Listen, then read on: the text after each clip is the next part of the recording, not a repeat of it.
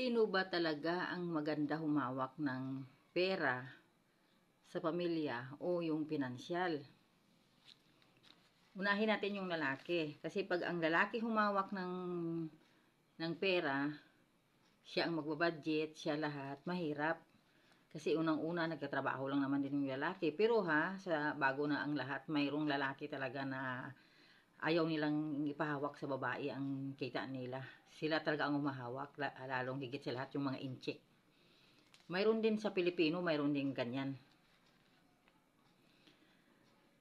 Kasi kung minsan, pinapayagan din sila ng babae na sila ang hawak kasi hinahanap nila eh.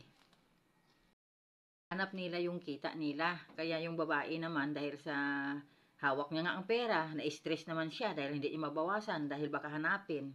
Nakaka-stress sa babae yung ganun, yung ikaw ang humahawak ng pera tapos hahanapin pa. Napaka-stress yun. Pag ang lalaki kasi humawak ng pera, unang-una hindi nila alam kung ano ang kulang sa loob ng bahay, hindi nila alam kung anong mawala at saka anong mayroon dyan. Unang-una, pag sa luto, hindi nila mabudget kasi pag halimbawa magluto ka ng ganitong putahe, kulang ng ganito, kulang ng ganun, maraming kulang. Hindi nila alam. At kung sila ang bumibili ng pagkain sa loob ng bahay, hindi gusto ng babae ang mga binibili nila. Hindi katulad na kung babae, wala nang problema. At saka kung ang lalaki humawak ng pera, siyempre iba-iba kung minsan napuntahan nila. May mga lalaki na may mga bisyo, may mga lalaki na may mga bisyo, may mga lalaki na nagrerilyo, may mga lalaki na maraming bisyo ang mga lalaki kaya mahirap.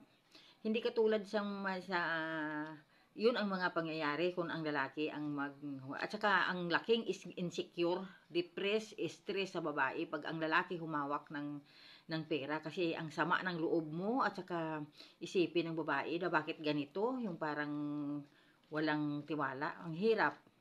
Pero pag ang babae naman, kaya doon sa pag ang lalaki ang humawak, puro away, puro hinala, puro magulo. Pag ang babae naman ang humawak, mayroon naman lalaki na may pinagtitiwalaan yung babae, at saka may babae naman na handang magandang humawak ng kita ng lalaki, talagang tinitipigan nila yan. At least marunong mag-budget, mayroon naman na mamahalin na ulam, pwede kayang-kaya niya gawing mura lang yung maulam. At kayang-kaya nila mag-budget sa loob ng bahay. At kung ano yung iluluto niya, alam niya kung ano yung kulang na para hindi na bumili ulit. Ganun yun ang pagmaganda yung ang humawak yung babae. At saka unang-una, para hindi insecure din yung babae. Kasi ang pangit noon talaga. At saka may mga lalaki talaga na mahal nila ang babae. Sa babae talaga nila ipinagkatiwala yung kita nila. Kaya ang babae na bahala doon. Pag binigay nila, wala na silang pakialam doon kung saan yung babae dadalhin. Basta ang babae matino lang naman dito. Maganda humawak ng pera yung babae. At saka hindi na hassle sa lalaki nga hintayin mo pa kung anong oras uuwi. Mayroon ganun eh. Hintayin mo pa kung anong oras uuwi, hintayin mo pa nabibigyan ka ng pera para makabili ka ng bigas at saka ulam. Napakahirap pag ganun. Hindi ko tanggap 'yun pag ganun. Ikis kagad sa akin 'yan pag ganun ang buhay. Kaya yung mga nagsasabi na mga artista, yung nagsasabi na mag-asawa kita, pero yung pera mo, pera ko. Ganito. Yung pera ko. Ang pera mo, pera ko. O, ganun yon. Pag ganun ang kondisyon, walang gulo. Yun ang maganda sa lahat talaga. Kasi ang lalaki talaga, hindi na kailangan ng pera eh. Bigyan mo lang yan ng kung anong pangailangan niya at saka gusto niya. Kontento na sila sa mga ganun eh. Wala na silang pakialam doon. Ang mahirap yung ganyan na hanapin mo pa o ano pang klase na napakasakit noon sa babae. Kung ikaw humawak na lalaki, sample lang natin. Kung ikaw humawak na lalaki, ano ang papel ng babae? Tagahiga, taga-laba mo, taga-luto mo, taga-sunod ng kalat mo. Masakit sa babae yung gano'n na kinuha mo lang siya para gano'n ang trabaho niya.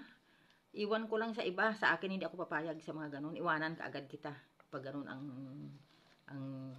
style mo na gano'n sa akin. Tapos pag anakan mo ako ng anakan, tapos ikaw ang hawak ng pera. Nako! Hindi ka makatikim sa akin. Kung ayaw mo ko patikimin ang kita mo, hindi rin kita patikimin. Ganun lang yun, hindi magulo ngayon yan.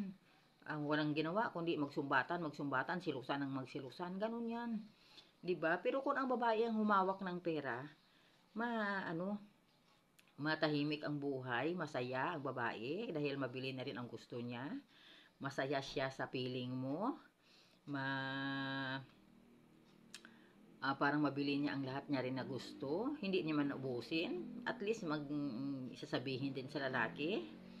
Ah, para maging masaya din. Kung mga malaki na siro bilhin mo, halimbawa mga salasit na, mga ref na ang bilhin mo, siguro pwede na rin yun na ipaalam mo rin sa lalaki para malaman niya rin at para alam niya rin kung saan napunta ang pera kasi malaki na yan ang halaga.